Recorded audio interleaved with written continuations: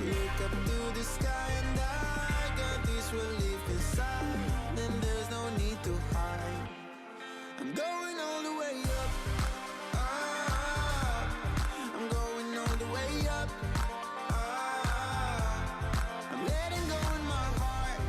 Ah, of everything that holds me down. No, no. And it's feeling like I'm in the groove. I can feel the love. Oh yeah, it's all around me. Oh, I need to know how I can let go. Not afraid to fall. A parachute behind me. It's a clean slate, got a reason. The horizon is closer than it was. I will be there if you need me. I believe that we can grow. It's a clean slate, got a reason. The horizon is closer than it was. I will be there if you need me. I believe that we can grow. And it's feeling like I'm in the groove. I can feel the love. Oh yeah, it's all around me. Oh, I need to know how I can let go. Not afraid to fall. A parachute behind me.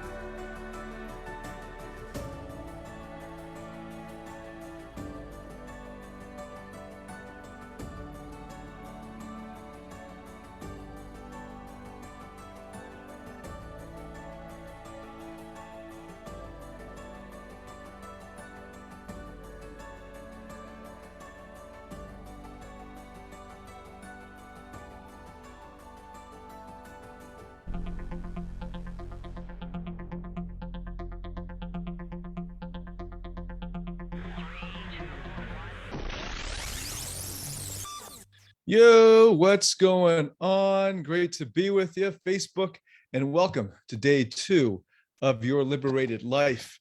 I'm pumped to get started, and this is day 2. Day 1, we did the freedom of self, and we covered how to discover your power and the leadership of your true self. And we went through a really powerful experience of a guided meditation, just one of many experiences that are transformative from the inside out, from your unconscious, to help you to access and unleash your true self and the leadership of your true self. And today we're getting into the freedom of your purpose, the freedom of purpose. I just want to check in to see who's on with us live. And right now it is just after 8 p.m. in Taipei, Taiwan. We are riding through a Category 5 hurricane. So far, so good over here. And it would be, let's see, good morning to you in the States if you're watching live, and good afternoon in Europe, UK, and good night in Australia. Let us know where you're tuning in from. I see Paul out in Philippines. Good to see you. And Dwayne and Tony out in Birmingham, UK. Great to have you joining us. Just let us know who else is watching right now. And it is Sunday, which is kind of an odd day to go on for training. I know a lot of people are not on the internet very much on Sundays.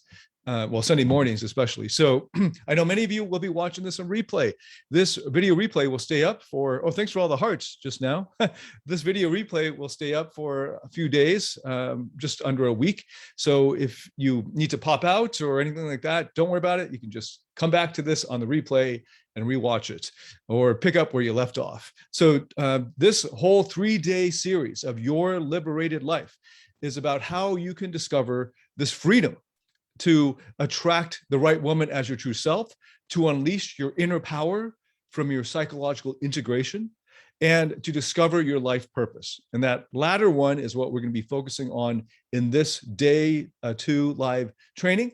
So I've got a very powerful guided meditative exercise to share with you to help you discover for yourself your life purpose. And it is part of an 8-part, 8-step process. And in the Freedom U course, there is the full deluxe version of it, which is a whole module. It's like an 8-hour module on its own. And I've pulled out of it this particular meditative exercise as it's kind of a risk because it's not supposed to be done just on its own like this, but we don't have the luxury of an 8-hour module here in this particular live. But I think I'm going to test this before just on its own, that this is life transforming, that even if you get just a snippet of it, 1/5 or 1/6 of the power of it, that alone can change your entire life. So stay tuned for that coming towards the middle-ish of today's training. And just in case you're not sure why you should care about your life purpose, maybe you didn't pay attention to the video series that came out this past week, where I covered the freedom of self, the freedom of purpose, and the freedom of love, and why those are so important. Just on freedom of purpose alone, this might be relatively well understood by many men who are studying getting better with women, that if you are a man of purpose, that is, if you are aware of your life purpose and you're living your purpose, you will naturally be more attractive to women. You can attract women through the power of a fulfilled life that comes from living a life of purpose, having a clear sense of your purpose. And just on the face of it, this is pretty obvious, because you probably heard about how powerful and attractive it is to not give a fuck, right? Like I see a lot of guys on the internet who get really angry because the guys who don't really give a fuck end up attracting the women that they pine after. And they're writing like, I really care about her. Why can't she see that? Instead, she's going after the bad boy who doesn't really care about her. And it's not so much that the guy who's attractive sexually to her doesn't care about her. It's just that he cares about something else more than her. And that something else, ideally, the thing that's the most attractive thing to care about is your deeper meaning and purpose in life. And when you have a bigger purpose that goes beyond just your dating life, or even beyond your relationship, so that your personal relationships are serving your greater purpose and meaning of your life, then it's easy for you to not give a fuck about the small things, because you give a fuck about the bigger things. And in that sense, you're already going to be attractive just on that score. And then notice that you're not going to be needy in a dating situation or a dating context anymore, because your needs will be fulfilled by you living out your purpose. That's how powerful it is and how attractive it is when a man knows his purpose and is living it out and is following it, versus the type of guy who doesn't know what his purpose is. He's just sort of going day by day, and he's just sort of making ends meet or just getting by. And then he expects, with that kind of drifter type of life, to be attractive to women, when attractive women might have the option of choosing a guy who has a purpose, who is living out his purpose, and who has a purpose that's greater than even just himself, greater than her, greater than the relationship they might have, greater than the dating life he might have, but is actually bigger than himself and his own concerns, and is giving to something beyond himself, contributing to the world and making it a better place, for example, in a particular way that uses his gifts. And if that purpose is driving him, then it'll be an easy matter for him to not give a fuck. So I have a good friend who wrote a book called Subtle Art of Not Giving a Fuck. In case you want to know the secret to not giving a fuck, it's about giving a fuck about something that's bigger than any of the other things that are bothering you. That's the secret. Giving a fuck about the right things. And the thing that is most important is your life purpose. I mean, by definition, right? So once you're clear on that, everything else just falls into place. Now, I started with the freedom of self, not the freedom of purpose, because so many people fall into the trap of thinking they know their life purpose, and especially young people, when they ask themselves, what's my purpose? They're almost always asking themselves, what major should I choose in university? Or what job should I take coming out of high school, university, whatever? What career option should I choose? Those are really low-level purposes. You'll see why as we go through this training. But that's one of the myths, the myth of your purpose being some kind of low-level way to earn a paycheck. I'm going to get into that a little bit more detail on that later. But for now, just notice that those low-level concerns won't drive your life at a deeper level. But when you are driven by a greater purpose in life, you notice just how much more attractive you will be, because the people, not just the women, but the people that you come into contact with will want to come along for that ride rather than you making them the thing that brings your life a joy or meaning. Because when you make the date, for example, the thing that really gets you going, you'll notice how needy you will be just with that on its own. And that's like a low level of neediness there. Just even that low level of neediness, not even yet getting to your childhood needs and all that, but just the fact that this is like the highlight of your week or month, this date with this woman, how needy that will make you versus you have this greater purpose, and this date is in the proper place in your life for that. So many men lack that greater purpose. And because of that, their dating lives fall apart and they're not as attractive, and they lose out to the guys who have something greater going on in their lives, or it can even just be a low-level passion. But ideally, for your happiness and fulfillment, beyond just simply the benefit of attracting women and being attractive as a result, but even beyond that, of finding your own fulfillment in life, of finding joy, happiness, a life marked by meaning, that requires the freedom of your purpose. And it's not just one purpose for the rest of your life. It's important to realize that as you grow and mature, you're going to need to understand how to access your purposes and how to listen to yourself and your parts and your higher self to know when the next purpose of your life is unfolding. And I'll be explaining all of that, and in fact, leading you through a very powerful experience here today about that. So I also just want to check in again to see who else is tuning in. Hey, Dwayne. Hey, Per. Good to see you. Good afternoon to you from Denmark, or you're in Denmark. Let us know where you're tuning in from and who you are, and whether it's live or on replay. We're going to keep getting the notifications, myself and my team. So just keep typing those things, typing your comments in there, and any engagement at all helps with the algorithm, even an angry face. So any kind of thumbs ups and things like that are always much appreciated.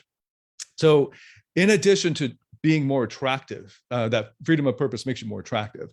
In addition to that, it's also about a life of freedom, not a life of regret, where you get to the end of your life, you look back on your life, not having lived a life of purpose, but just going paycheck by paycheck, or day to day, or just from one pleasure to the next pleasure, kind of wasting your life away, and only realizing that at the end of your life, that it didn't have a deeper meaning. And then even worse, having a life of struggle, which is true for so many people these days. And even worse than just mere struggle is futile struggle. And this came up yesterday, where someone had a little difficulty understanding what futile struggle might be like, why somebody might be in their right mind to want to kill themselves, for instance. And it's a very easy thing to imagine if you watch any action movies or guy movies, where there's bad guy versus good guy. There's always going to be some kind of scene where there's some kind of, the bad guy gets, the good guy early on in the movie gets caught by the bad guys. He gets tortured. Give you an example, Last of the Mohicans, classic movie. And the scene that I'm thinking of is one of the good guys sacrifices himself to allow the rest of the group to escape. And then the bad guys in the movie, burn him at the stake. So Daniel Day-Lewis, the hero in this, goes up the hill, turns around, and pop, shoots him with an arrow, and mercifully kills him so that he doesn't have to experience the agony of being burned alive. So that's a clear example of when it would be better for you to die rather than to continue to live. And plenty of other examples, just being like tortured and then you die. The example I gave in the video series, just offhand, just made it up on the spot, was imagine an ant who lands in some puddle of water and then struggles for hours maybe, and then dies. Well, what was the point of all that struggle? That was futile. That was just torture, adding on to a life of suffering. There's plenty of pointless suffering in the world because we are the product of an evolutionary process of survival of the fittest, which is red in tooth and claw. Self-help bullshit wants you to believe that all of your problems have some deeper meaning. They could, your problems could have a deeper meaning if you look for the life lesson in it. But if you don't, and even if you were to look for the life lesson, sometimes it's just extra suffering that was unnecessary to get you that lesson. There's plenty of futile struggle that's going on. You don't want to live a life like that, where you're just struggling for no reason, where you struggle beyond necessary to learn that lesson. Or even worse, when you finally learn the lesson, you can't do anything about it. Like you finally learned the lesson on your deathbed and then you die. That's futile struggle. And plenty of people live their lives that way and then die. Here's another example that will come in directly relevant to purpose. I have plenty of clients who have spent 10 or more years struggling or suffering in a job or in a career where they sacrifice their personal lives. I have clients who created huge companies who sacrificed 7 days a week, I guess 16 or more hours a day, basically sleeping in the office, had no personal life whatsoever. This is one of the reasons why they eventually went to find me, because they didn't have any personal skills with their personal life. But they sacrificed all that. And then luckily for these gentlemen, it paid off financially.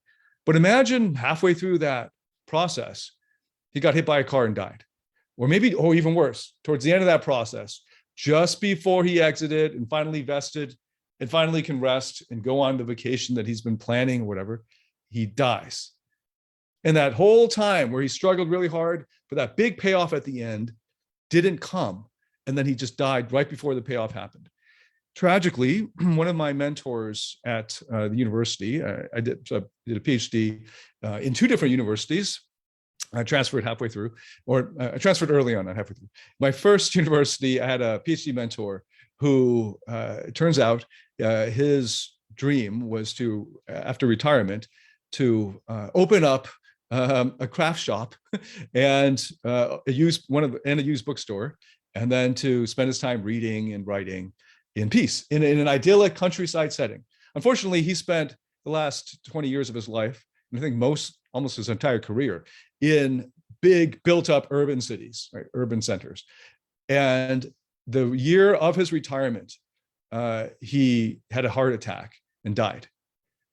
And I didn't realize that was his dream, because when I was working with him, he hadn't thought yet about his retirement, but he had talked about this kind of fantasy life, to go retire with his wife. And this is what he really wants to do. And he was already at that time, 10 years before he retired, really burnt out, really tired. I could see it in his eyes, but he was working for full professorship and a chaired position in 2 different departments. And all of this would make him be able to and earn enough money that he can retire and open that used bookstore in that idyllic countryside setting, and take long walks thinking about the nature of the universe and all of that. And he didn't get to do that. And he passed away in the last year, just before he retired. And I didn't discover that he died until a year after he died.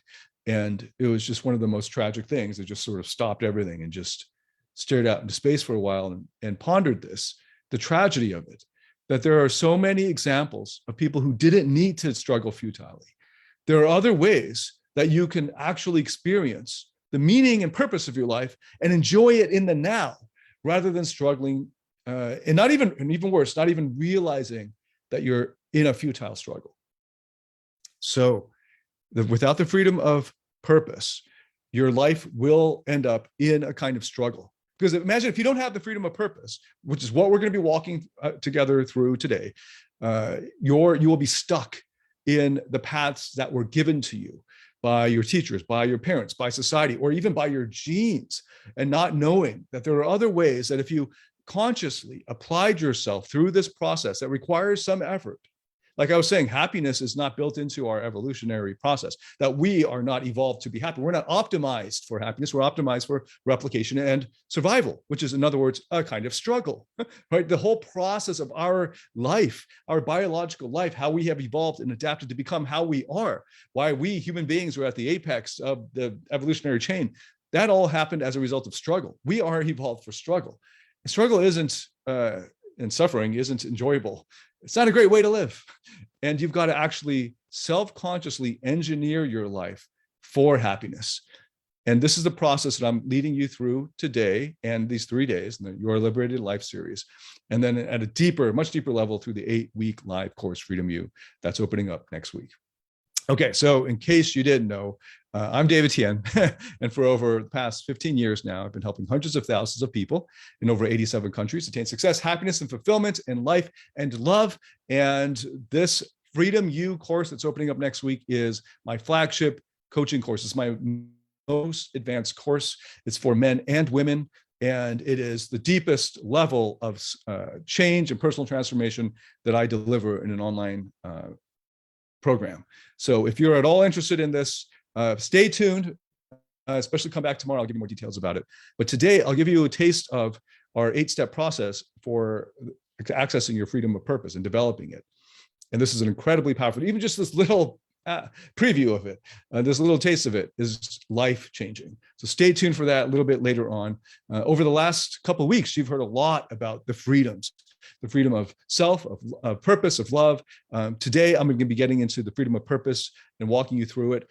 Yesterday, I went over the happily ever after myth, which is the myth that your happiness should just come naturally. And if it doesn't come naturally, then it was some kind of bogus happiness, or the one that you might have heard of more easily, the happily ever after myth, which is that you struggle for a little bit, the length of a 2-hour movie. And then once you find that goal, whatever it is, maybe you succeed in selling your company, or you find the love of your life, or you finally become sexually attractive and you get the girl, or whatever that is. And then that little struggle of 2 hours. And then after that, guess what? The main characters, they live what? Happily ever after, and it's easy and natural and never have to work at it again. That's total BS. Hopefully you realize that. There is a lot of work, especially a lot of guys don't even think about relationships. They just think about getting the girl, or even just some guys just think about getting the date. Some guys just think about getting a Tinder match. So you're focusing on like the first at bat or the first inning of a whole year or a whole career in terms of the analogy. But a 50-year relationship, how hard that would be if you don't know the skills and don't have these freedoms, versus how hard it already is for so many guys just in the dating phase, which is like the first step out of 50, right? So that's the happily ever after myth, that it should be easy and natural and automatic. And there's only a little bit of struggle at the beginning. That's total BS. And it's not natural. We're not evolved for happiness. Okay, then there's the true self myth, which I covered also yesterday. And I went into detail in the second video of the 3-video series that was released earlier this week. The true self myth being that many guys think they know what their true self is. But when they think of true self, they think of the guy that they were or are, like as a default, especially with women. So they say to me things like, my true self, David, is shy, awkward, nervous, anxious. Girls don't like my true self. I don't want to be my true self. I want to be a better self. I want to be my best self, right? And then they embark on this self-help journey of getting fit. That's a big part of it. And then like getting a side hustle and all of that. That's like a big part of the millennials and younger. That's part of their subculture. And all of this is to become like building yourself up to be your best self and finally being worthy of the woman that you really want. Unfortunately, all of that is just building up another or more multiple false selves, and actually then exiling your inner child or your vulnerable parts of you. And I covered that all yesterday. If you haven't seen the live yesterday, after this one's done, go ahead and watch the replay. Today, I want to expand a bit on the third myth, the myth of purpose as paycheck. The myth of purpose as paycheck. I mentioned this in video 3 of the 3-video series I released last week. So some of you might already have heard a little bit about this, but this is a myth where a lot of people think, when they think of purpose, especially younger men, think of their purpose as their job. And then when they ask the purpose question, what's the purpose of my life? They're thinking about some occupation, like the purpose of my life is to be a photographer, or the purpose of my life is to be a music producer, or the purpose of my life is to be a video game programmer, something like that. That's not your purpose. Now, if you think of your purpose that way, I suppose you can use the English word purpose to mean your job. It's not going to help you. You're not going to have the freedom of purpose. You're not going to be more attractive as a result. You're just basically giving yourself a job, right? You're basically switching your deeper purpose for a paycheck. And then don't be surprised when your life is still struggle, suffering in a kind of an emptiness. Instead, what I'm going to be leading you through today, and I then in Freedom U go much deeper, this is a whole 8-hour module devoted to this, is that purpose is at a much deeper level. The purpose of your life is the deeper meaning of your life. The purpose of your life is what drives you from the inside and pulls you forward like a magnet. It also leads you, as you pursue this purpose, to contribute beyond yourself. It also leads you to joy and love and connection when you're doing it, when you're fulfilling it, when you're active in it, when you're actually applying it or following it. The purpose of your life isn't just your day job or your side hustle. It's not even just the specific skills that you have or the skills that you apply or the product that you create. The purpose of your life is the experience that you are having as you follow this deeper purpose and contribute to something greater than yourself. Now, this is difficult to explain in words because it's an experiential process. So it's not just in your head. It's actually, it has to be accessed through your emotions. That's why there's a process for it. And I can't just like, here's the handout, go do it in the quiet of your own home and fill out these questions and you'll find your purpose. It's nothing like that. That's a lot of self-help. They give you questionnaires. And at the end of like the questionnaires, there's a lot of these online actually. Find out what your life calling is. And you just like ask you a bunch of questions. Do you like playing games or do you like figuring out whatever, right? And then they tell you, pop out like, you should be a lawyer or a computer programmer or something stupid like that. Like this is not a career quiz thing. The purpose of your life is much deeper. It's actually the thing that gives your life meaning, not just the way that you earn a paycheck. This is so important because so many people mistake this. And then they wonder why in their 30s or in their 40s, or I guess, and then on from there, they find themselves burnt out. It could have been fun, that job at the beginning. There could have been some deeper meaning to it, but because they were doing the same thing over and over and over for decades, no matter how meaningful that activity is at the beginning, and no matter how much you enjoy it at the beginning, if you continue to do it, if you devote your daytime hours to it, you're going to burn out. It's going to be less exciting over time. The purpose of your life is not your job. Now, if you don't believe that, then go ahead and try it out. Go ahead and just try to live out the purpose of your life as your job. And then come find me in 10 years, because I guarantee you will be burnt out. You're probably entering some kind of quarter-life, midlife crisis. And then you will pay attention to what I'm sharing here, but who knows what I'll be doing at that point. But maybe, well, this replay won't be up by then, but maybe you can get access to the process that I'm leading you through here today. Maybe you can get access to Freedom U, an archived version, and then you will discover the freedom of your purpose. Because when you discover the freedom of your purpose, you're not hemmed in by your activities or your day job. That deeper meaning drives you, and any expressions or manifestations of it that morph given the economic situation or conditions or system that you find yourself laboring under or living in or subject to won't matter, because what it's all about is actually something deeper than just the activities that you do. Okay, so all of this to say, right, when you discover the purpose of your life at that deeper level, you automatically become more attractive sexually, especially for men to women. But then also you experience greater joy, passion. You live more of your life in flow and find happiness as the default state of your life. And even when it's hard work, even when from the outside it might look like you're working really hard, because of this greater contribution to beyond yourself, you find yourself invigorated, energized, enlivened by the activity rather than enervated or having your energy sucked out. This is the opposite case for people who are working really hard to just get a big payout at the end, hoping to become a billionaire or exit, sell their company, whatever it is. If that's what's driving you, you probably won't make it because you're going to burn out, and then you're going to have a pretty miserable time doing it. And hopefully you live long enough to at least learn that lesson, because many people don't. Many people only discover the futile struggle of their lives, of the majority of their waking hours, of their waking lives at the end, towards the end of their life, lives when there's very little time left relatively, and there's a lot less that they can do with their lives. And many people nowadays are finding that their game plan, I guess, was to save up enough, like literally just put money aside from their day job and save up enough to retire.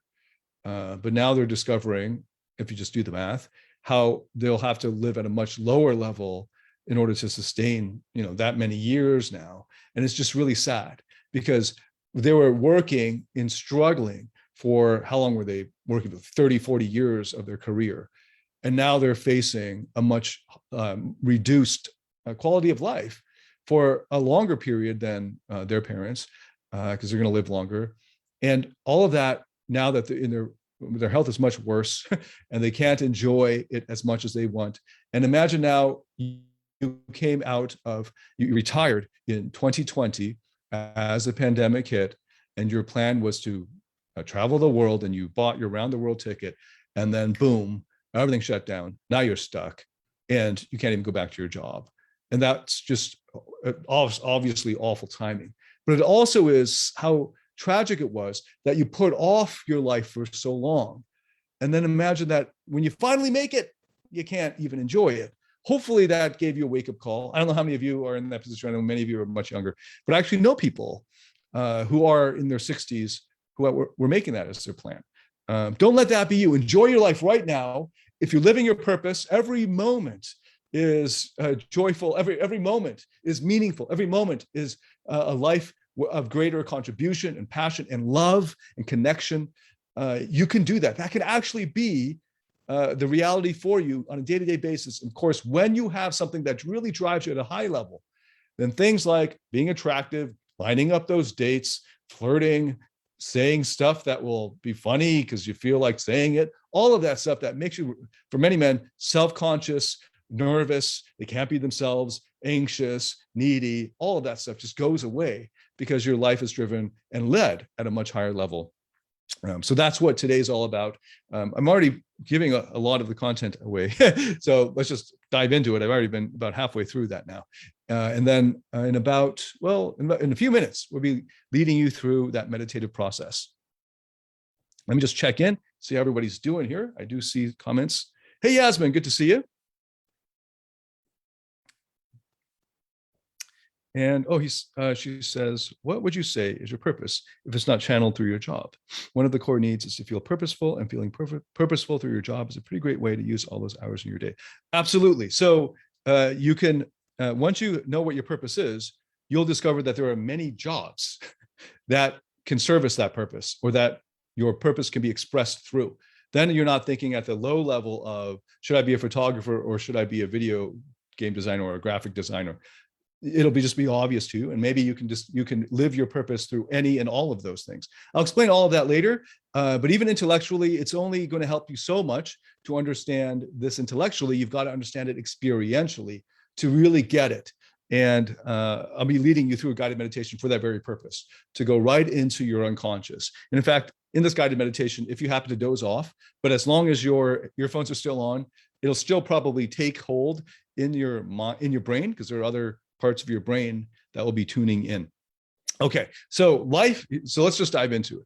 I've got 3 points to share. The first is that life is about who you become, not what you get. And that's a big part of your purpose. Another way to put it is your purpose is about who you become, not what you get. A lot of young people are focused on their goals, and their goals being the thing that they get, and they put off their life, they defer their life in order to get that goal. But that goal will never actually fulfill you, even when you get it, maybe especially when you get it. You might notice this even in your own life, even if you're young. You might have noticed how hard it is to finish, that when you get close to the goal that you worked really hard for, you start to lift your foot off the accelerator. It starts to become less exciting, less meaningful. It's about so for me, I got 3 masters and a PhD. I didn't go to a single one of my convocations. I didn't ever feel any desire to walk on a stage and get this piece of paper. Now, I understand for people who for whom that is a big deal. A lot of it has to do with the pride that they have of showing off to their, like what it represents to their family. So they like to see the joy on their family's faces when they get up on there. And that's a kind of contribution, and I get that. But in my family, my extended family, everyone has graduate degrees. It's like no big deal. So I just had all of my diplomas mailed to me. The last graduation I actually attended was my grade 6 graduation, only because it happened during school term. So I was in school anyway. So we just got our piece of paper. So like, there's an example of like, I know personally, I don't know if you've experienced this, but maybe that was not a really relatable example, but you might've experienced this at the end of a term paper, when you've got that first draft done. It's about time to hand it in. And you had this huge bout of energy to produce it. And then that little bit of just to get to the finish line of just that final edit through, you just lose steam. It's not so exciting, but it's not challenging anymore. And you'll notice that in your life, in the small things like handing in a paper or graduating from a 2-year degree or something like that. Imagine your whole life, a goal that you set that was big enough to motivate you for your whole life for a 30, 40-year period. And as you get closer to it, how much more disappointing it will be. Trust me, it's the same thing. And I've worked with many people who slaved away at these goals that were multi-year projects, and finding as they got towards the end of it, that it wasn't fulfilling intrinsically. It's not what you get that makes life meaningful. It's who you become. Now, if you want to get, and this whole point also applies to the guys who are maybe too immature to really take this lesson, which is, I concede, maybe the majority of young guys in their 20s. So a lesson to them, make me bait and switch them in so they can listen to this and pay attention, is if you want to achieve that goal, the best way to achieve it is to ask yourself, who would I have to become to achieve this naturally or easily or more easily? Who would I have to become? What kind of person, what kind of qualities, what kind of skills, what kind of mindset would I need to adopt in order for this goal to become inevitable for that person? And maybe it's really far-fetched for the way you think of yourself now and that person that you need to become to achieve that goal. But that's the whole point. That gap of becoming that person is what's required to get you that goal. Now, that's a goal-oriented process. Now reverse that so that we're not focusing on the goal. We're not using the becoming to get the goal, realizing that the goal will not fulfill, but actually focus on who you become. Who do you become as a result of the process of your life? Who do you become as the result of fulfilling your purpose? Who do you want to become? That's the question. Not what do you want to get or what other goals you want to achieve, but what kind of person do you want to become? So that's point number one. It's about who you become, not what you get. The second point is that life and purpose is about what you experience, especially experience emotionally in the present. It's about what you experience emotionally in the present. That's what life is about. Now, I know many people, and I've worked with many people who aren't present in the present moment. They're focused on the future. In fact, that's the default mode for the achiever. The achiever is focused on what I need to get, what I need to achieve in order to be significant or be worthy. And for a lot of guys in their dating world, in their dating lives, it's about getting that girl to come on that date with him. So that's like the focus of his life at the moment, or texting her to get a reply. Like that's his focus. This is not going to lead you to a fulfilling or happy or joyful or meaningful life. Instead, realize that your life is lived only in the present. Like literally, you can't live in the future. Now, your mind might be in the future while you're physically in the present. And now you miss out on life completely because you're not even present in the present, which is the only place that you can actually be present. So you're not actually present, right? So your life goes by and you don't actually enjoy any of it. You don't even actually really live it. You're just in your head and your daydreams. And you only realize this as the regret looking back. And now you're looking at the past when you're feeling regret. You're looking at the past, and that past is not the present either. The only time you can experience life is in the present. But so many of us, both achievers who look in the future and those who are depressed or down who look in the past about the things that they couldn't have or the regrets they have or what is closed off to them, Neither of those cases or categories of people are actually living, because the only way you can live, the only time you can live, is in the present. The purpose of your life, therefore, has to be lived in the present. The purpose of your life, therefore, is about experience. You might think the purpose of my life is to create some tech or whatever, some project that will benefit all these people, but that requires 20 years of labor, and that's where my purpose is. That 20 years in the future, that thing. That might be a result of you living your purpose, but that can't be your purpose, not the way that I'm using this word, and not the way that you will have a freedom of purpose.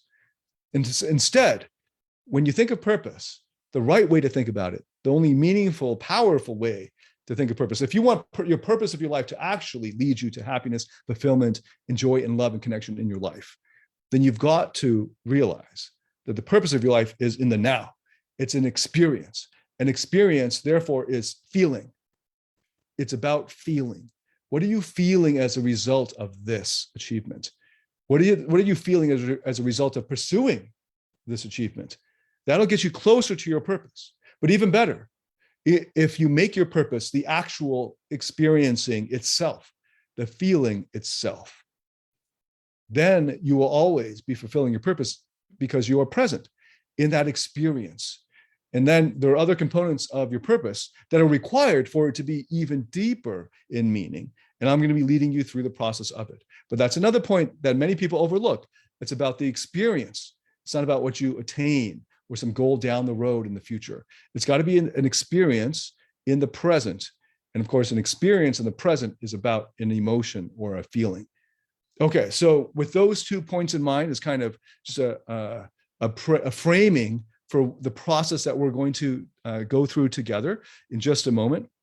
I want to make the final point, the third point, that only your true self knows your deepest purpose. So if you're trying to discover your purpose from a part of you, and I covered parts and self yesterday. Another way to think about it, if you missed that one, I highly recommend you go back and watch that. But if you missed it, think about it in terms of your persona. I also call it a false self. If you think your persona is your true self, and then there's a whole neurotic nature to that or approach to it. But a false self persona, if you're acting out of one of those, for instance, an achiever part of you would be a persona if it's front facing, if it's out there in the world kind of running your life.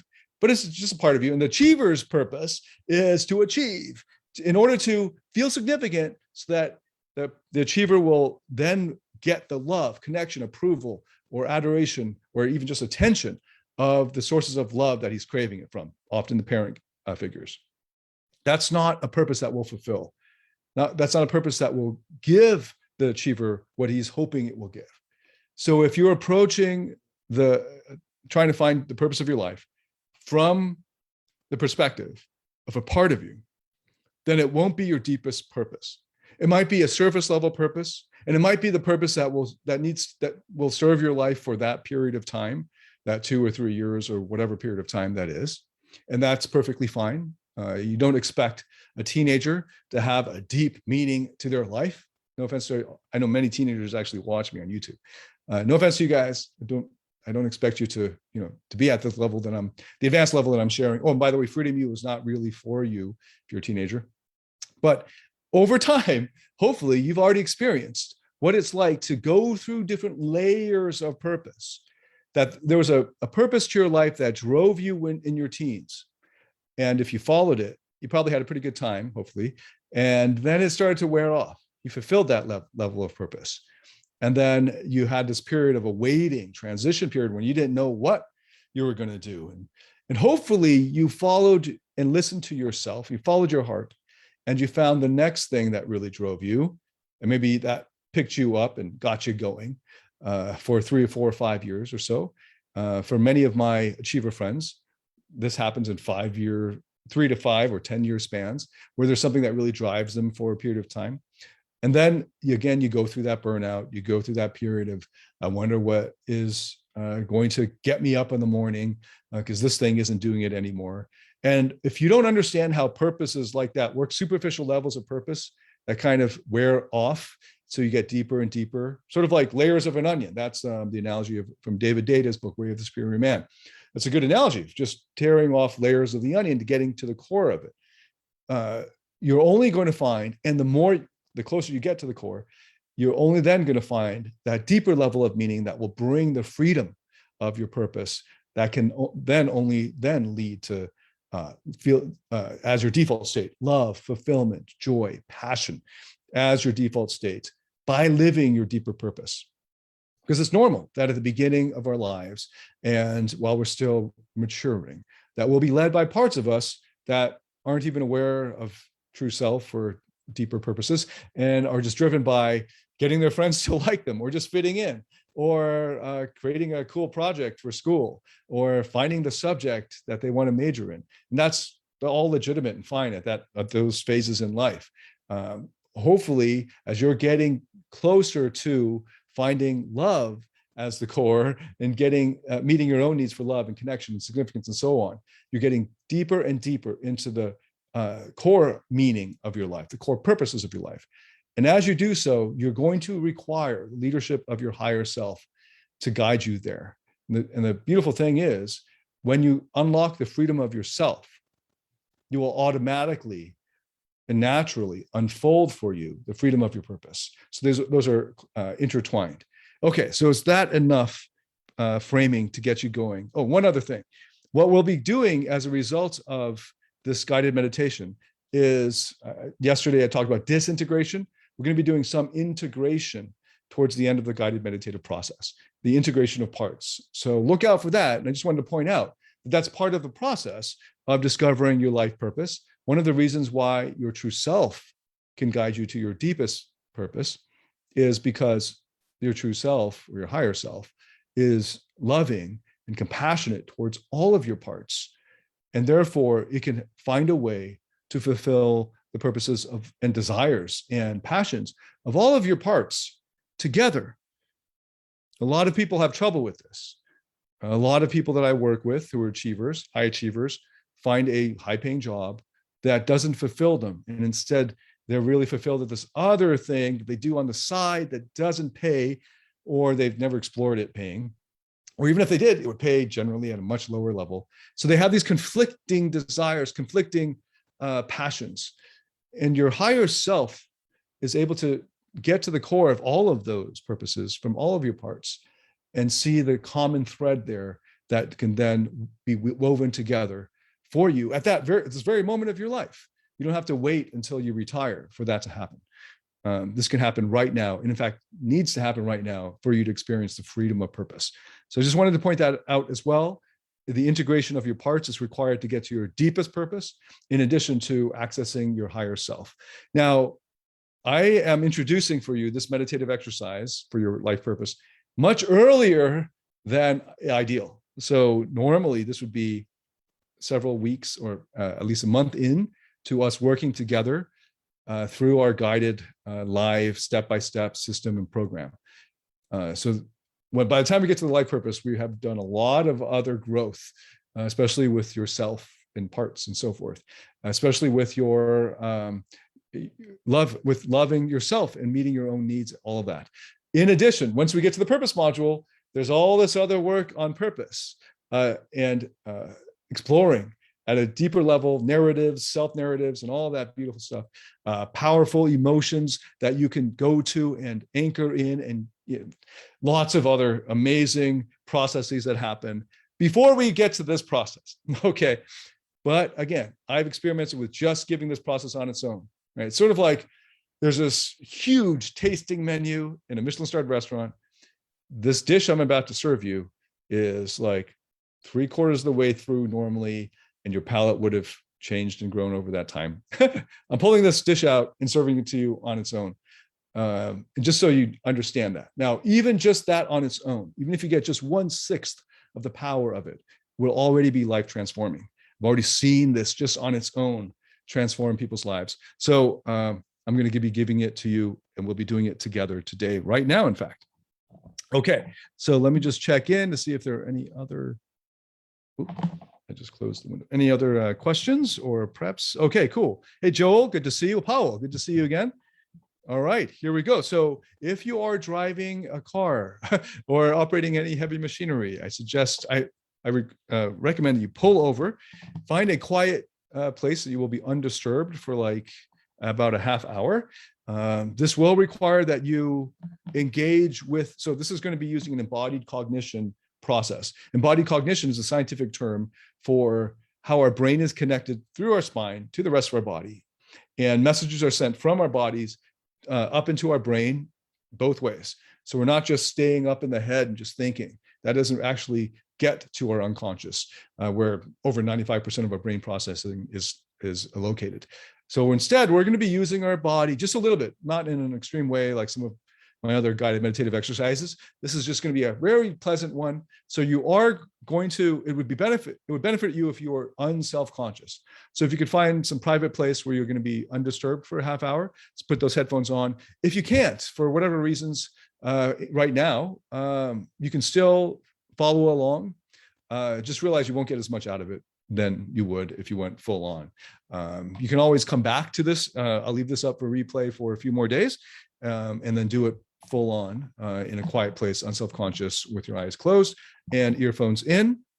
I'm also going to now DJ some of the music and get the mixing levels right and all that beautiful stuff. So find yourself in a safe and protected and unself-conscious private place, and ideally having your headphones on. Yasmin says, excited for the meditation. Awesome. I love the energy. Okay, so I'm going to queue up also a video in case you, for whatever reasons, can't close your eyes. And here we go.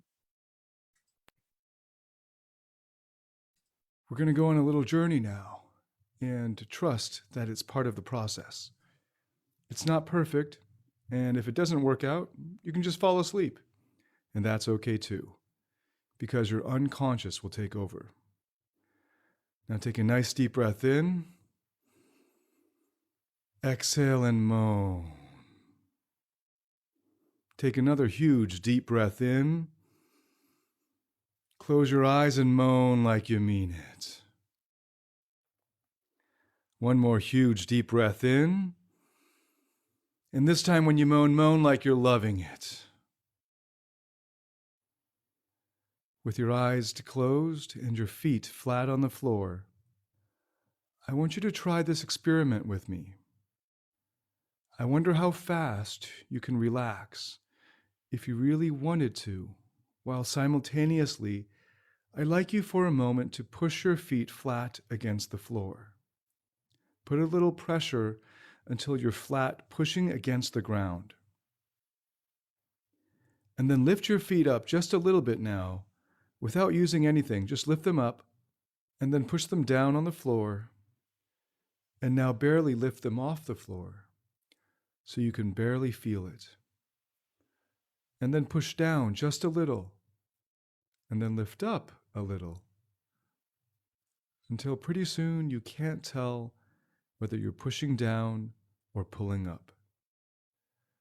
See if you can find that place where you can't tell if the floor is pushing up against your feet or you're pushing down on the floor. Feel the floor pushing up against your feet, pushing down on the floor. Keep making it smaller movements until you're not sure which one's happening. That's it. See if you can now relax and breathe deeply and give yourself that gift. And go on a journey. In this journey, it'll only be happy. Whatever comes out of this journey, it'll only be great. Thanks. If you agree and you're willing to trust your unconscious to do that, say yes. Good. Feel your feet. You're not sure if the floor is pushing up or you're pushing down on the floor. Keep making the move smaller and smaller until you can't tell which one's happening. If the floor is pushing up or you're pushing down, you can't tell.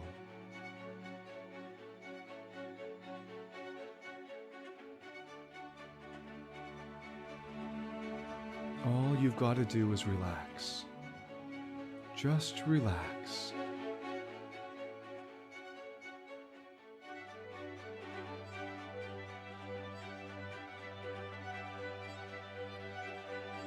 I'd like you for a moment to imagine your whole body may be filled with joy.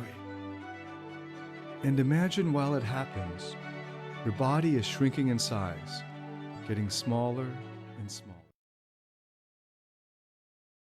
Earlier time in your life, no matter what memory you have, there are happy memories at every age. There are moments that are happy. We all had moments. Go back to when you were 5 years old and enter your body sitting in a chair at 5. 5 years old. What grade were you in then? Look down at your 5-year-old feet, your 5-year-old hands. Look around. Where were you at 5 years old? Where were you at 5?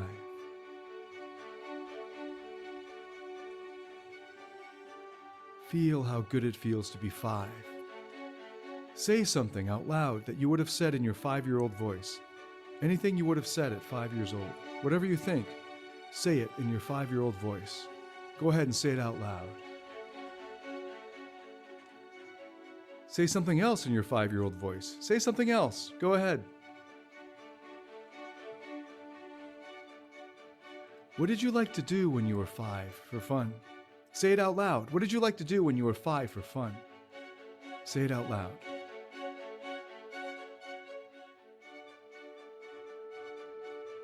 If somebody asked you at 5 years old, what's the purpose of life? What would you have said? Say it out loud. Say it. Feel what? Experience what? Share what? Do what? If somebody said at 5 years old, what's the purpose of life? To feel what? To do what? What would you say? Go ahead and say it out loud.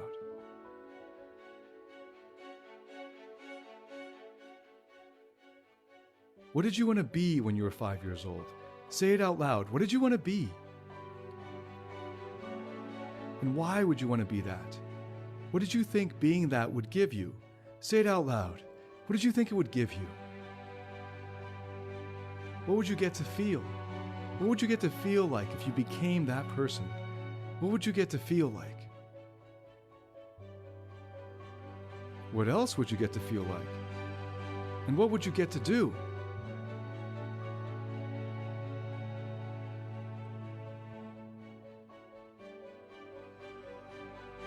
And what was the essence of that? Why did you want to be that? Say it out loud. Why did you want to be that?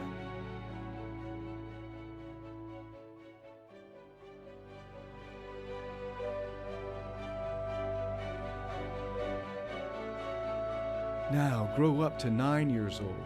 Just grow to 9 and look at your 9-year-old feet. They've gotten bigger. 9-year-old hands. What grade were you in at 9 years old? What do you learn? Maybe a happy moment.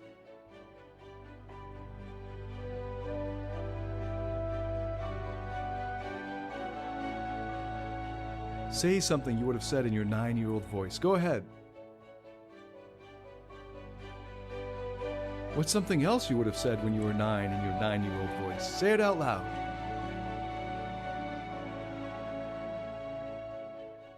Say something else you would have said when you were 9. Say it in your 9-year-old voice. Go ahead.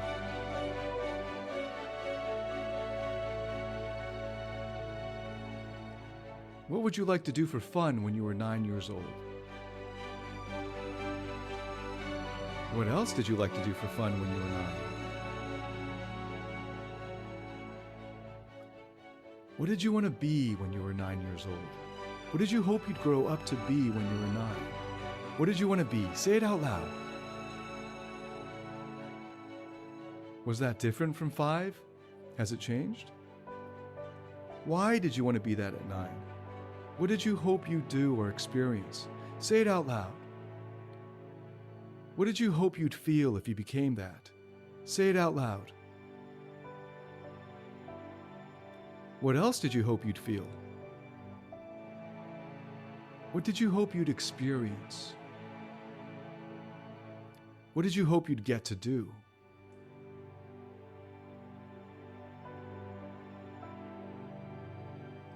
Did you want to get the same feelings as the things you wanted when you were 5 years old? Or were they different ones, weaving together like the fabric of a cloth?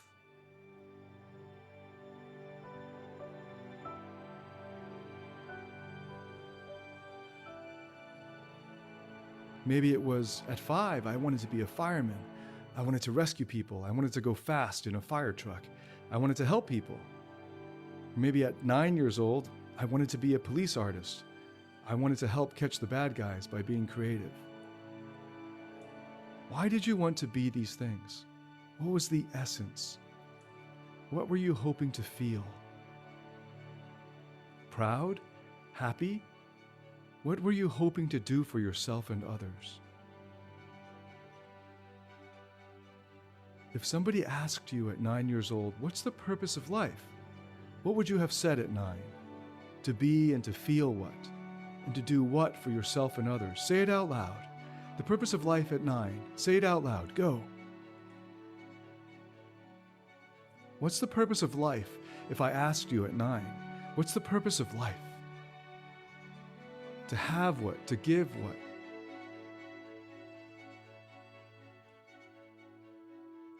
Grow up now to 16.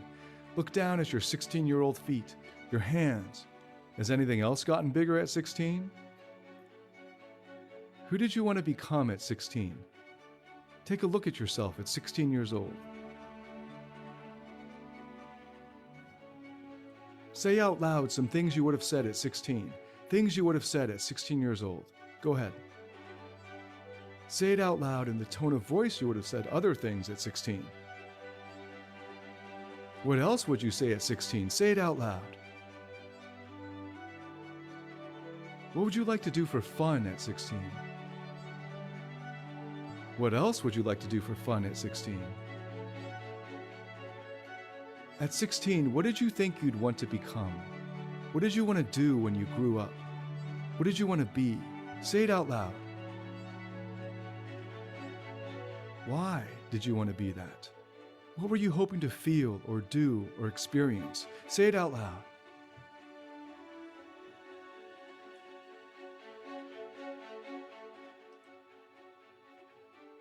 Was it that same as when you were 9 or 5? Or was it something new?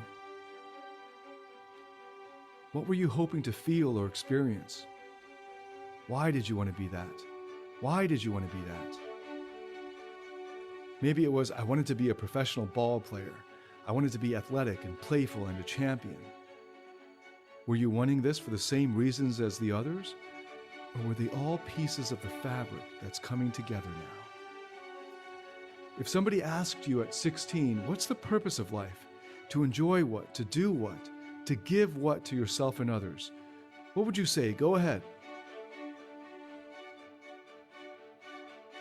At 16, what would you say the purpose of life is? Say it out loud.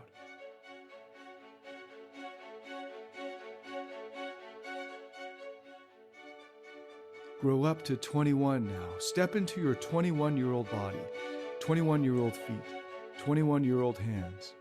Anything else get bigger?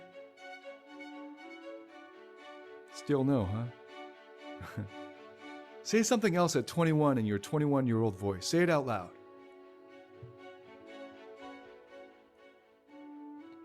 Say something else you would say in your 21-year-old voice. Say it out loud.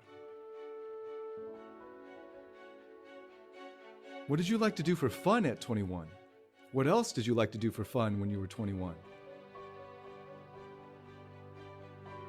At 21, what did you decide you wanted to be? What did you want to be? What did you want to do? Say it out loud. Say it again. Why did you want to be that? Say it out loud. Why did you want to be that?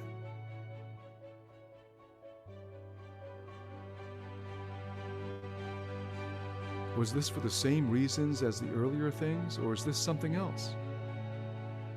Maybe it was, I wanted to be a musician. I love music. I wanted people to dance and move and cry and laugh and move them emotionally. Is it possible to put them all together? The fireman, ball-playing musician. Maybe the essence of them all is there. If somebody asked you at 21, what is the purpose of life? To be what? To be what? To do what? To experience what? To share what with yourself and others?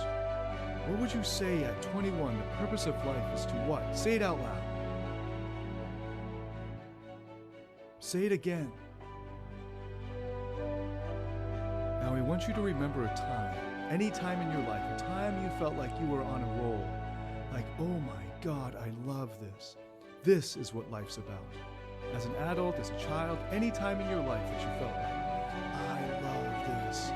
This is what life's about. At any time, any moment.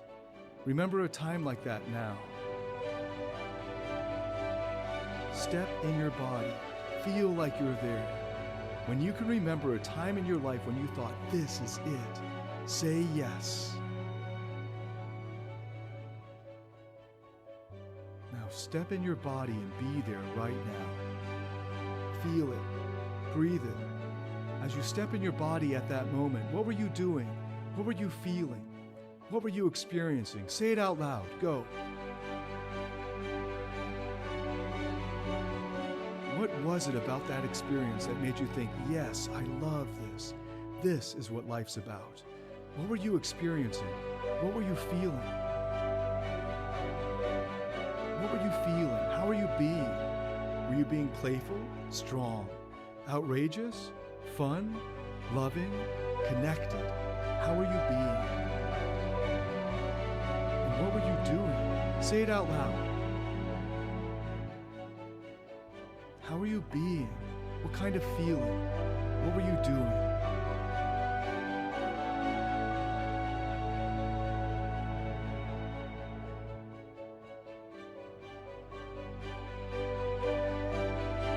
Now, think of another time in your life, at any age. Think of another time in your life, at any age, when you felt like you were on a roll. When you felt like, this is it. I love this. This is what life is about. This is what life is about. Think of a second time in your life when you felt this is it. If you found it for a second time, say yes. Now step in your body as if you were there. See what you saw then. Breathe how you breathed then. Feel it. Experience it.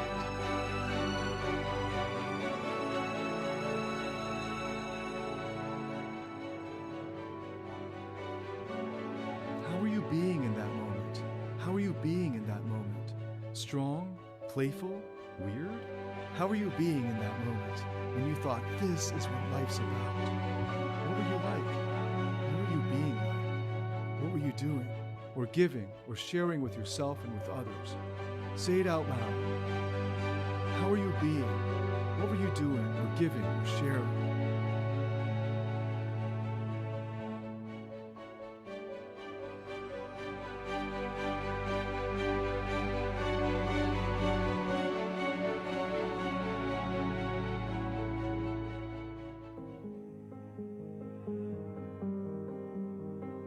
Think of one more event in your life, one more time when you felt you were on a roll, a unique time, a special time, a time when you felt, God, I love this. I love this. This is what life is about. This is it.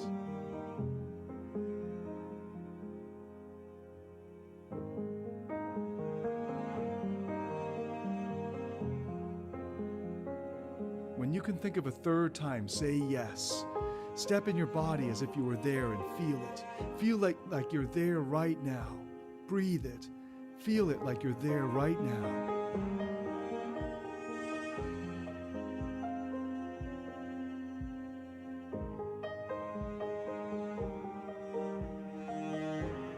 What were you being like in that moment? How were you being?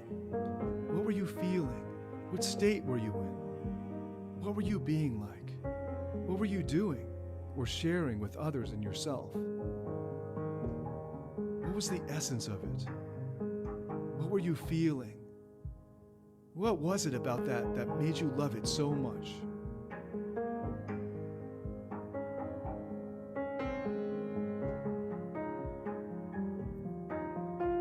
This is it. Is there any common denominator? Is there anything in common between these three events? What were you sharing, being, giving? Or are they all pieces of the fabric?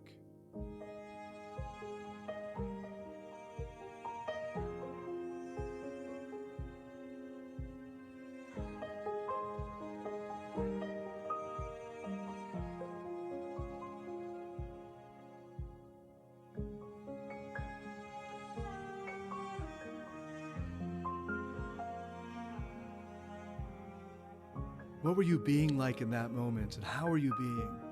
What were you feeling? What state were you in? What was the essence of it? And is there any common denominator? Anything in common between these three events? What were you sharing, being, or giving? Or are they all pieces of the fabric?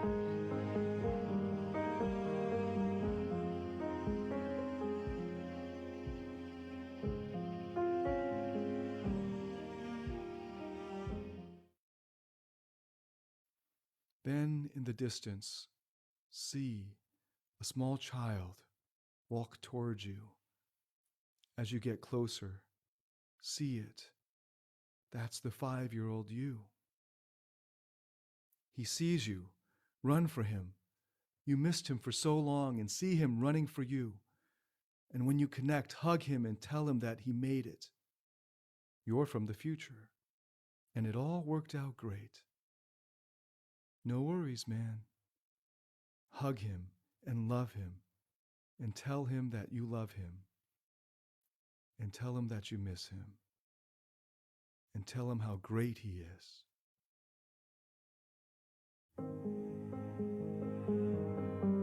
Hug him and look him in the eyes. Look at that 5-year-old you's eyes and love him. How can you not love a 5-year-old? Love him. Tell him that you love him. Tell him how much you need him.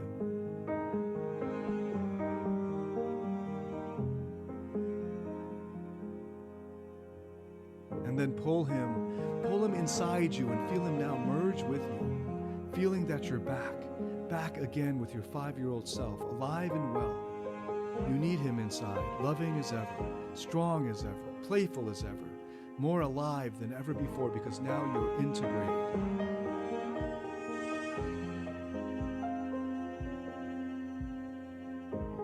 Look off in the distance with a new sense of playfulness in your heart and see that 9-year-old and run for him and have him run towards you and catch him and give him a big hug and kiss him all over.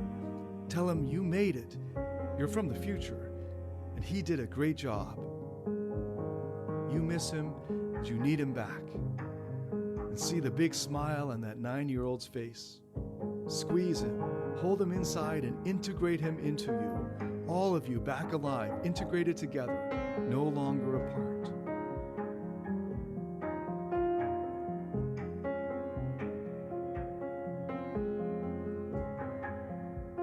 And as you run towards the 16-year-old, he may run in the other direction, so chase him down. But when you catch him, he still wants love just as much, doesn't he? That's all he's ever really wanted was love. Catch him and give him the love he's always wanted. Love him like only you can give him. Because only you understand him. Well, sort of. Tell him you made it. Tell him it's great. Tell him thanks for those fun things he did, those crazy things he did.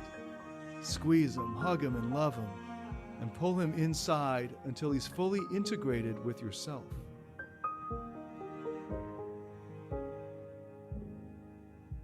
And then walk over to that 21-year-old and tell him how proud you are. Tell him it was a tough time, but he did a great job.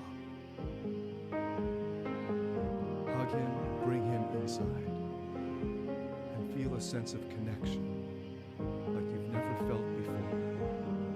Like all of you is inside, connected, linked, alive, resourceful, happy, loved, ready to play the game of life.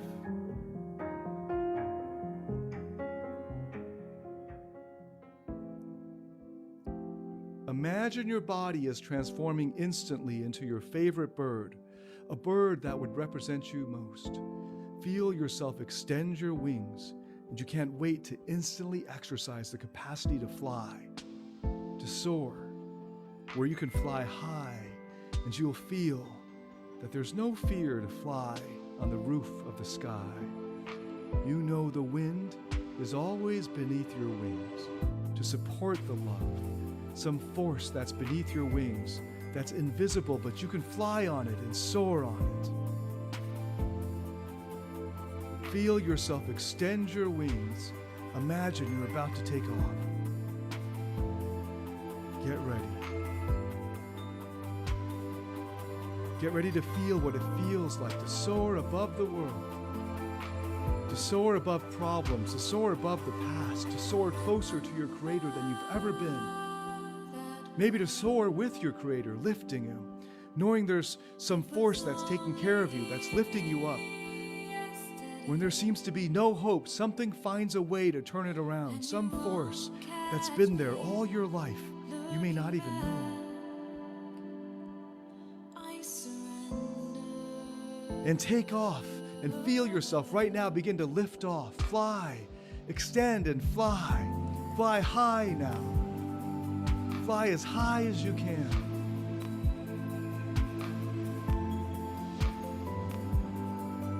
Feel the wind, the invisible support that's always supported your life. Something that loves you, the love of God lifting you. Lift and fly higher now.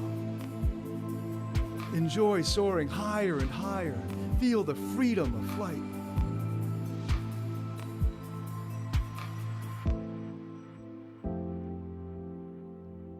Feel so grateful as you fly, to be grateful to be alive, to be one of the living.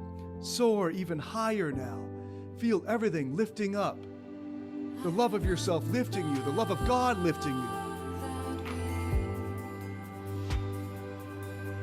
Feel the wind, the invisible wind lifting you higher, and love lifting you higher, faith lifting you higher. Just soar now. Go for it. Soar. Fly above everything else, above the mountaintops, even the sky. Breathe and feel the joy. Feel grateful to God for the ability to fly.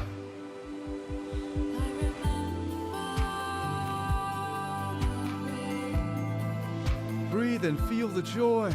And fly, fly, fly higher still. Love it. Feel the joy to extend yourself and fly.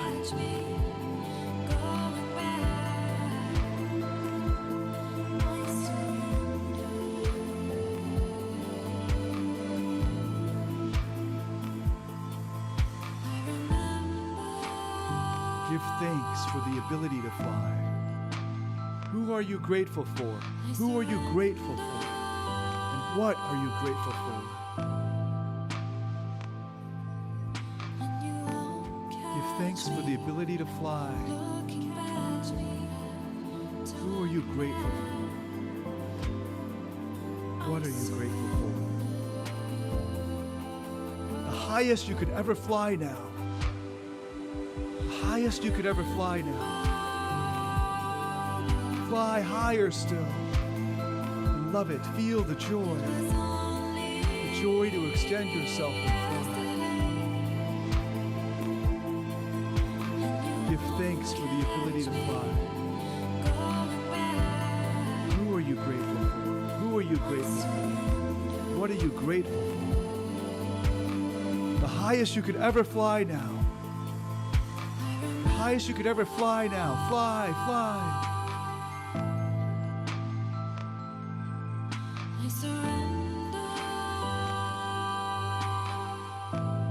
Give thanks for the ability to fly. Give thanks for all your life. Give thanks. And land on the highest mountaintop. Land on the highest mountaintop. And landing on the highest mountaintop. And as your feet touch the ground, feel your body go back into its normal form and feel a special freedom high above anything that could ever kill you in the highest place. Feel like something sacred, something special, something overwhelming is about to happen.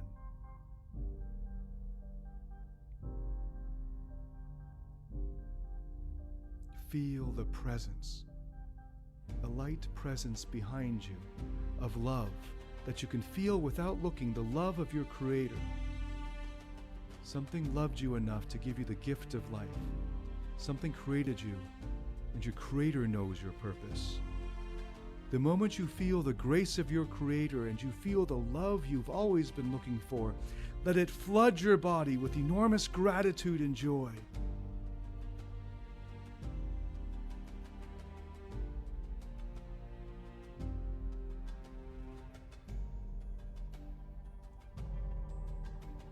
One, two, get ready. Get ready for the magic.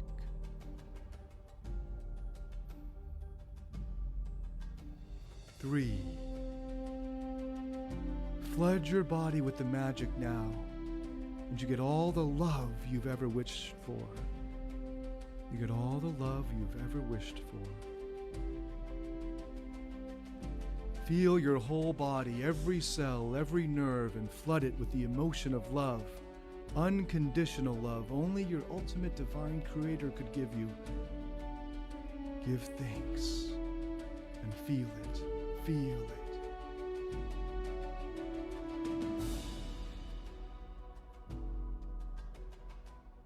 Let it fill you. Let it strengthen you. Let it envelop you. What would it feel like if your Creator literally guided you from the inside out and the outside in? Breathe. Give thanks.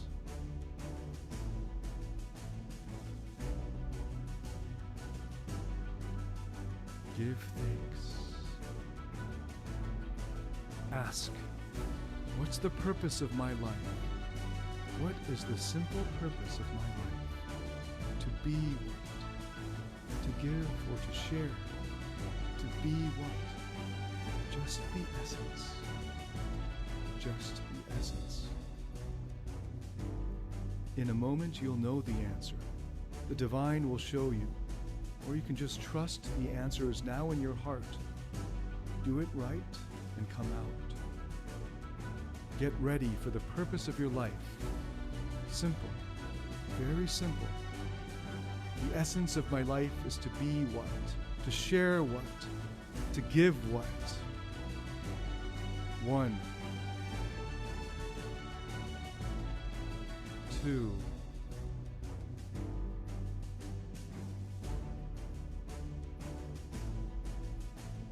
3. See it, feel it, and just trust it's there.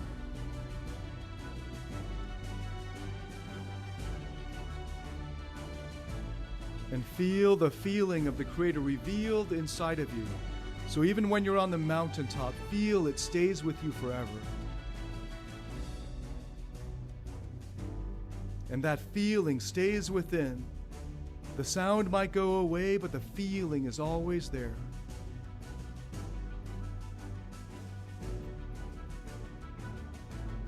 One, 2,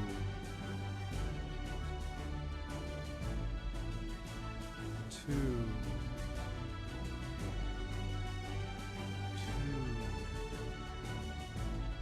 3.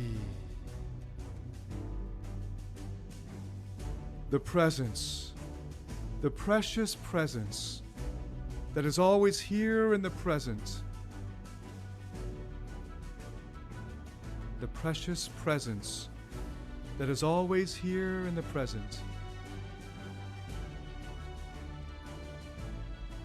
Now, the purpose of your life is to be.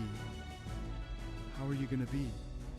Loving, joyous, funny, warmth, and to share what with yourself and others.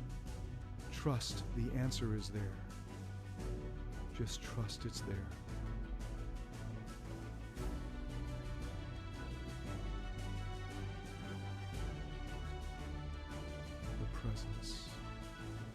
timeless presence that is always here in the present. I'll count from 3, 2, 1, and you'll open your eyes and grab your notebook and start writing. Feel guided.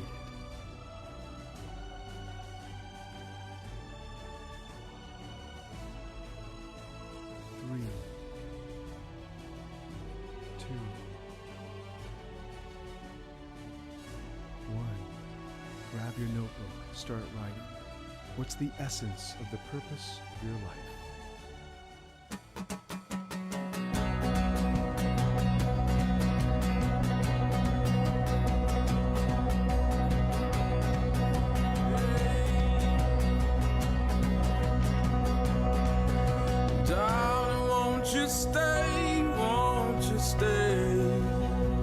Okay, here we go. How was that for you? How was that for you? I'm going to take a moment just to tune in here. Normally, I would play that song and then we would do the share over it, but it's a little difficult to do that here because it's the volume and everything, trying to mix all that. It's always a challenge. So let's see, I get some music here in the background as I wait to see what you guys think. There is a 10 to 15 second lag between when I say something and then when it actually shows up on Facebook. So I'm going to wait for that time. Yasmin already wrote in. Thank you, David. Thank you, Yasmin. How was that for you? You got the twinkly stars and the prayer hands. It's awesome. Thank you for playing full out and just looking to see what you all came up with or what occurred to you as the purpose of your life, to be what, to share what, to give what to yourself and others, to be what, to enjoy what, to appreciate what could it be? Was it to be present? Was it to be in flow? Was it to help others appreciate the grace of life, to be grateful and be present for the love that already exists beautifully within you? What is it that occurred to you that the purpose of your life was to be what, to share or give what? Go ahead and write that into the comments. It'll just take a few minutes and allow you to share.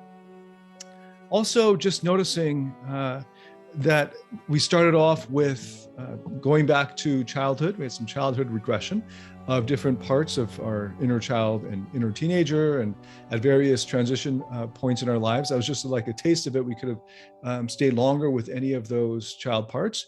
And nothing may have come to you at those times, especially since you just kind of thrown you right into this particular meditative exercise.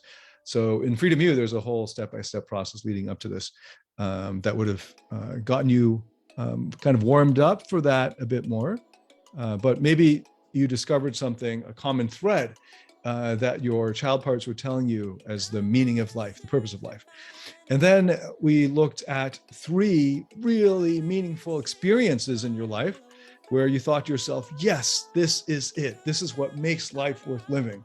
And then looking again for common threads among those 3 experiences. And then of course, looking for common threads between what your inner child parts were telling you and what your the great experiences held, and looking at the experiential components of those, the emotions that were in common among those, the activities that you were doing, the experience of flow that you were having at the time, what you were able to contribute to others. So go ahead and type that into the comments. I know this, for many of you, this is might be morning, so it might be a little bit early for you to get your brain and heart moving. For many of you, it's afternoon, so hopefully you're warmed up enough to be there and be present with it. But what occurred to you? What insights struck you there? Again, even if you had just one of those inner child parts or inner parts that spoke to you, or if you learned just one commonality among the experiences of your life that were really awesome, that where you said, yes, this is what makes life worth living. Any of that would in itself be life transforming. Yasmin wrote, curiosity, experience, adventure, joy. Beautiful. That's beautiful. That is a wonderful way to find your life purpose, which is to explore your curiosity, to experience adventure, to increase experiences that bring joy, and to share joy with others. I recently did this meditative exercise. It's one that I recommend you do on a periodic basis. If you are growing and maturing regularly, this is the type of thing where you will encounter that your purposes evolve over time. And if you're in my courses and you're growing exponentially and accelerating your growth through my courses, you'll notice that you're peeling off layers of the onion every few months, every 6 months, every year. And when you come back to this meditative exercise, you'll notice that your inner parts are telling you new things and new purposes and new directions and new frontiers for you to explore and reflect on and incorporate and integrate into your life. New frontiers of adventure and exploration. This is something you can come back to and re-experience over and over and get something new out of it each time. Notice that most people in the world don't actually grow very much after schooling. So that when they, if they were to do this at 25 years old and then again later, they might just be completely shut down or basically get the same sort of thing. And that's really sad, because unfortunately, that's how most people live their lives. They don't actually experience even the first level of the purpose of their lives. But if you're growing through my courses or through psychotherapy or through some other means, you'll notice that when you come back to this exercise, you'll discover new purposes.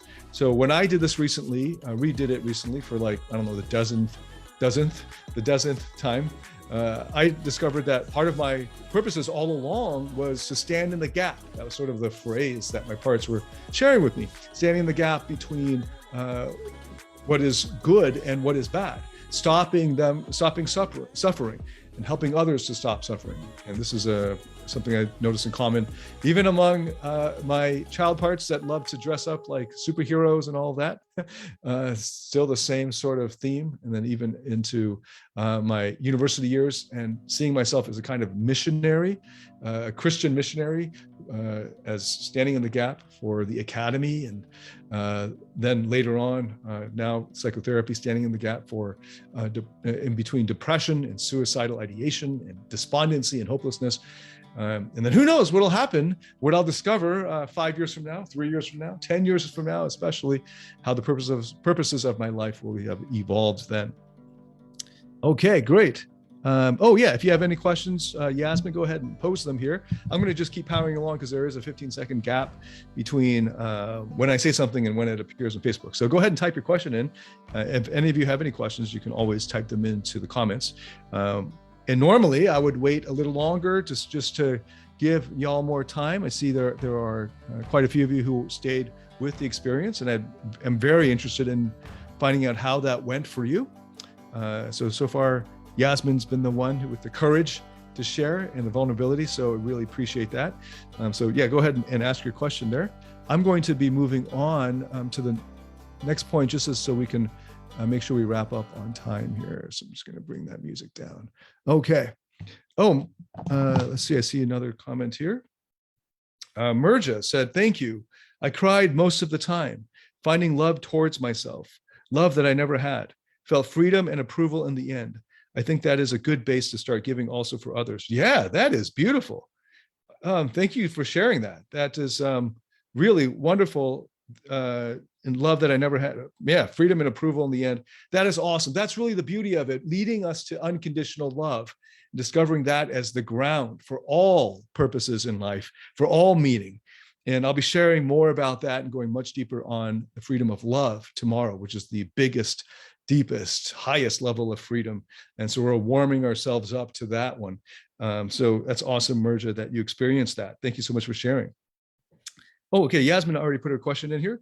If we at different ages had difficulty or didn't even know how we wanted to be when we grew up, how do we tackle that in this meditation? That's totally normal. We're not supposed to know what we want to be at 5 years old. I guess that's a kind of pressure question that you get from achiever parents. What do you want to be when you grow up? And then you're supposed to think of some occupation like fireman or something like that. It's totally normal to, if that was a question that was asked of you, or if you had a lot of trauma as a child to not be thinking about the future at all. So if you came up with a blank, don't worry about that. Just move on. That'll be addressed in other meditative exercises that we have, that I have, for example, in Freedom U. So this is just, if it's sort of like, think of it like at bats in baseball. So if you hit 300 or 400, in other words, 3 out of 10 or 4 out of 10 pitches thrown at you, you're going to be a Hall of Famer.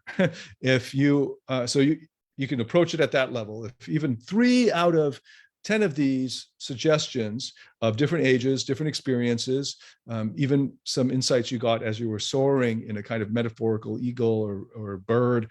And if you just get a few of those insights, those are already going to be worth the experience. And even just one insight alone, it can be life transforming. You can also approach it like free throw percentage in basketball. These are very sporty type of analogies, but that's how I think about it. Where a good free throw percentage is like 80%, 8 out of 10 shots from the line go in, and you're already like, again, like a Hall of Famer would have an 80% free throw percentage. That's really great. Notice that none of these are 100 out of 100. So it's not expected that every single prompt you'll have something there. That's why in a kind of one to many, I'm just kind of doing this. If it was just one-on-one, we could go a lot deeper. But because it's one to many, I throw them all. I'll give you all the at-bats, I'll give you all the pitches, and to give you the most opportunity for some of these to stick and for them to work for you. For example, for my 5-year-old, it's not like I, at 5 years old, really sat around and seriously thought about what I wanted to be. I just knew that when the last time I did it, what came to me was I wanted to be like Superman. I literally had a Superman cape, Superman outfit, and my best friend at the time had a Batman cape and a Batman outfit. And we ran around the sidewalks. This is what I remembered, in Kansas City, Missouri, pretending we were superheroes. And then there were other kids on the block who wore other superhero outfits. I think there was a Spider-Man guy. And anyway, so that's good enough. What about, I actually self-consciously picked Superman rather than Batman. Why? And that I was just reflecting over that during this meditation. What was it about that to being super? And then there was a sort of, it's a kind of innocence, a kind of goodness, good versus evil versus Batman, which is a lot more complex. Batman psychologically is a lot more complex, mixed in with kind of tortured soul, right? So maybe, I don't know what that says about my best friend back then, but Superman at the time spoke to me. So that just that sort of thing doesn't need to be, especially a 5-year-old is not thinking about an occupation, how he's going to earn money, generally speaking, unless he was very traumatized by a high achieving and very fear-based achieving parent who's like, start a business at 5 years old. I don't know, that's kind of unusual. Yasmin, when I was a bird, I flew out in space. Oh, cool. So I had a little bird spacesuit on. That is awesome. That is interesting because I had prepared a whole other section that out of the interest of time, I set aside, which was to point out, I was going to show you the Hubble telescope photo of the 15,000 galaxies in one photograph that was taken, I think, 2016. And then there was a hyper magnified version of, or a snippet of that, which was just gorgeous. And just going back 9 billion light years, and just seeing, kind of like thinking of your purpose. A lot of people think of their legacy, like I want to be known for something, where it really matters that I leave my name in the history books. And then just realizing that that's an achiever's trap, that the things that you work so hard for, that you want to be known for by, and then get the adoration or validation from others that you really don't care about. You just are acting out of your own insecurities.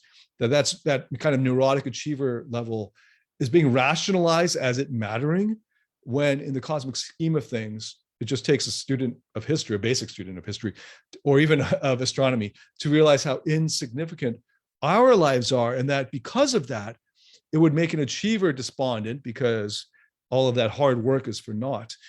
Because once you're dead, all of these things, your trophies and your all that would just be put into storage and then later on disposed of. And only maybe 0.01% of it will actually be remembered consciously by anybody, especially 100 years from now.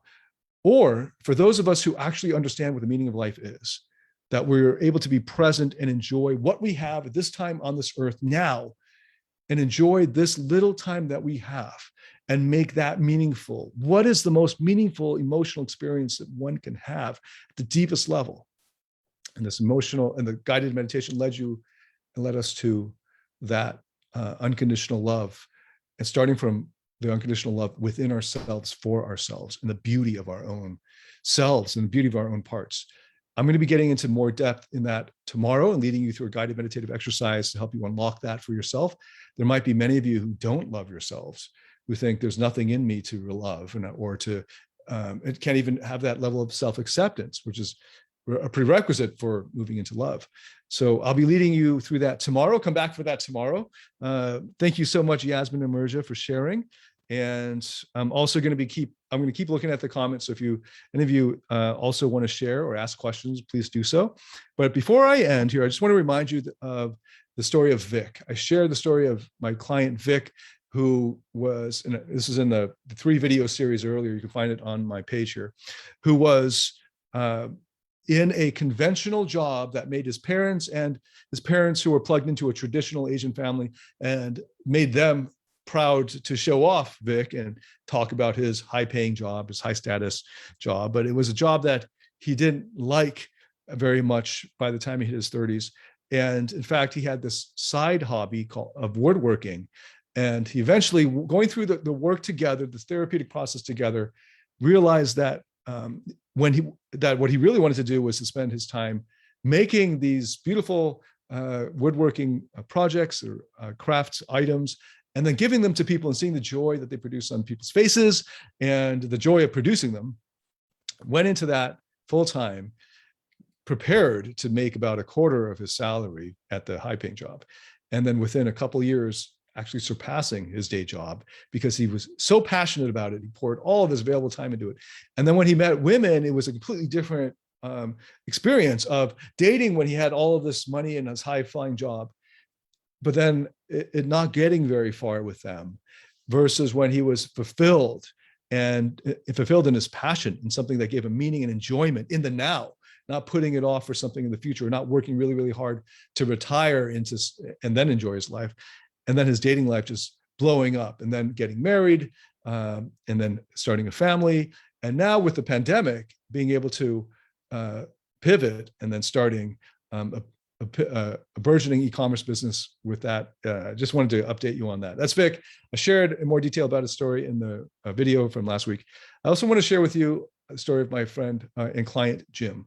So Jim was working in finance, and it was at the level where his bonuses were each year in the millions of dollars. And that was on top of his salary. And he was making a lot of money in his 20s.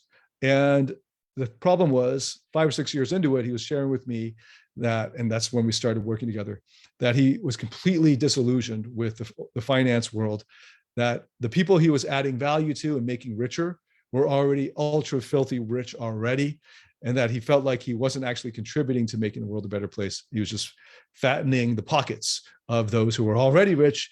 And this totally deprived him of the meaning of his work, which was already very high stress work. There were days where in his work, he would personally lose $3 million, or he would personally make for the bank's $10 million.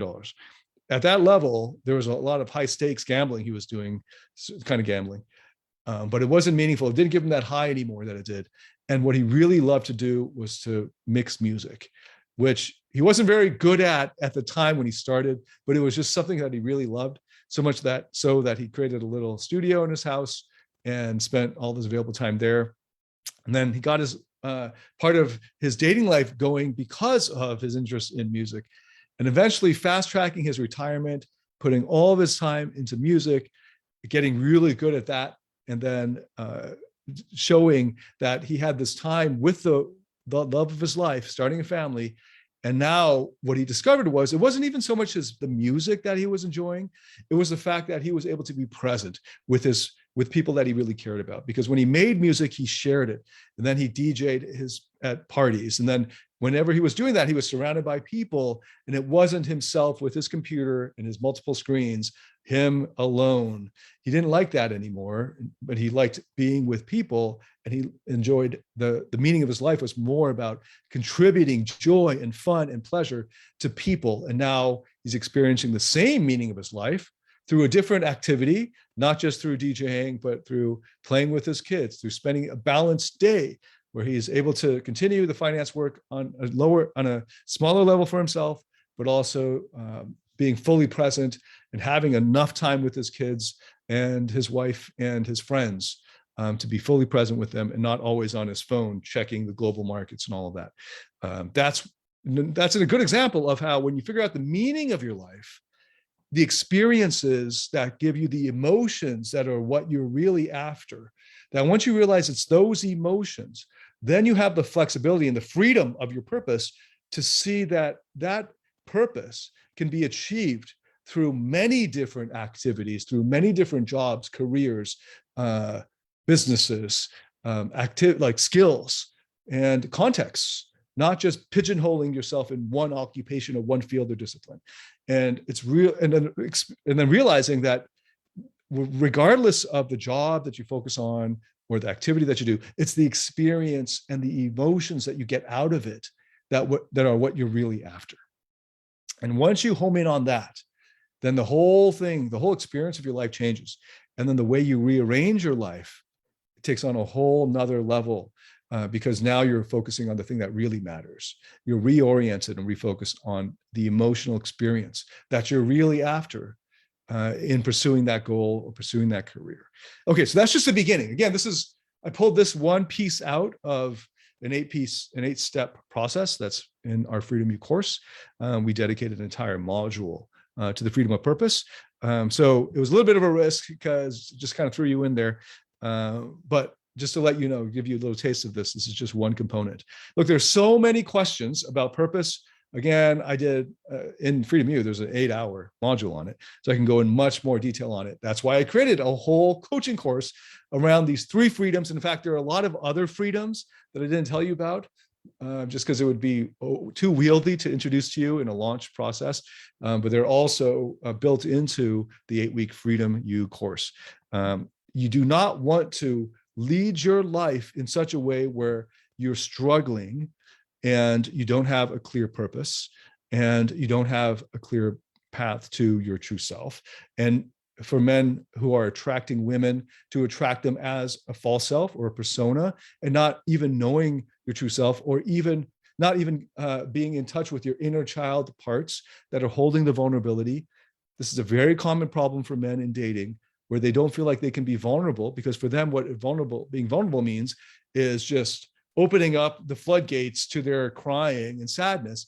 And the reason why that's happening is because their higher self hasn't actually met the needs of those parts of them that are holding all of that sadness and pain. And now they're just throwing it at the feet of this woman that they just met. And then they say to themselves, screw that. Vulnerability totally doesn't work.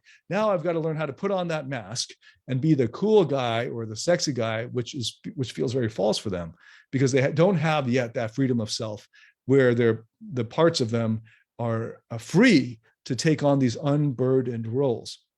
Because of that, they have no idea how to get to that freedom of purpose, because the purpose that they're focusing on is not led by their true self or higher self, and is instead coming from a neurotic part of them that is acting out of fear or insecurity. And then because they are lacking freedom of self and they're lacking freedom of purpose, they won't be able to experience real love, which is unconditional. And there's a whole process around unlocking unconditional love for yourself. I will be getting into that tomorrow.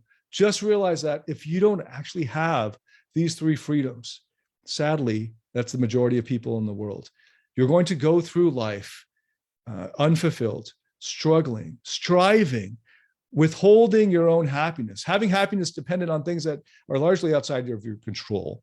And then only getting it to the end of your life, looking back on it, realizing that you had the wrong priorities, that your mind was focused on the wrong things. And because of that, you were missing out on all of the really important areas of your life, important experiences, important emotions, even just the simple, the plain, the ordinary, that anyone, regardless of how much money they have or how much technology they have access to throughout history, we human beings have had access to the simple, the plain, the ordinary experiences of life that give life this deeper meaning. Because in those, even the simplest experiences are the possibilities and the opportunities to experience unconditional love, gratitude, appreciation, grace, the grace of life, and the glory of our parts that they can, when they're unburdened, the power they can access and the freedom that we actually have in our minds and our hearts when we're able to unlock all of that. You don't want to go through life not experiencing that or only realizing this lesson at the end, which is how most people live their lives. And it's really sad because I've discovered that my messaging, I got this yesterday as a comment on YouTube, my messaging would really help these other guys who are in the, hey, bro, let's just bang some chicks, man. Look at how I manipulated this girl. Ha, ha, ha. And I see this on the women's side as well. This kind of immaturity. And I'm kind of shocked that it's still very popular, but it makes sense. It's just immaturity. It makes sense now why I have a lot of clientele as I'm getting my message out that are in their 60s, late 50s, sometimes early 70s, because they know the lessons I'm pointing out now.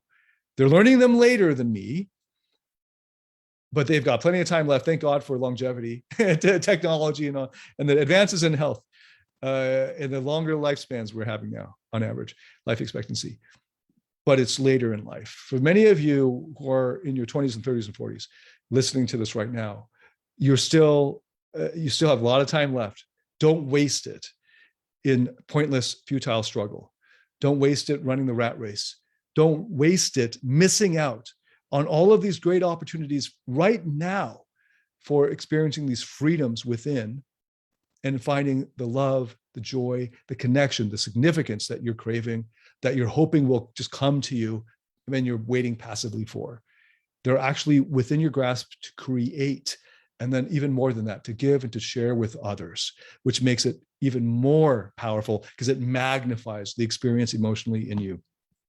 So invest in this for your life.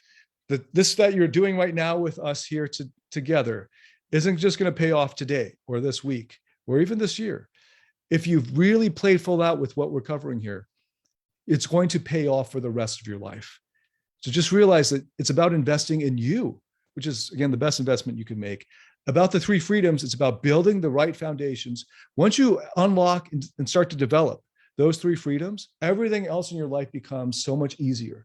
It's almost effortless. It will just unlock and flow naturally. It would unfold naturally. But it's a lot of hard work, it feels like, for many people, the self-help, all that, like even the therapeutic journey. In fact, your therapy will fail unless you have these three freedoms. That's how powerful these freedoms are. Okay, so tomorrow I'll be getting into the biggest freedom, the deepest one and the most challenging one to explain. But I'll be leading you through a guided meditative exercise that is going to change your life, guaranteed. Come back tomorrow for the freedom of love. Thanks so much for being on. Thank you, Yasmin and Merja, for playing full out and sharing. And Dwayne, thanks for being on. And Greg, good to see you here. And Paul, thank you. And for all of you who are on live, Tony, great to see you again. And Per as well. For all of you who are on live and for all of you on replay, thank you so much. Keep writing here in the comments how that meditation went for you, the purpose of your life that you uncovered. And I will be continuing to monitor the comments here, and we'll still be getting those notifications. Hope to see you tomorrow. If this helped you in any way, please share it with your friends, for anyone that you think would benefit from it. And I look forward to seeing you tomorrow for the freedom of love. Until tomorrow, have a great day ahead. And until I see you tomorrow, same time, same place, David Tian signing out. Be well.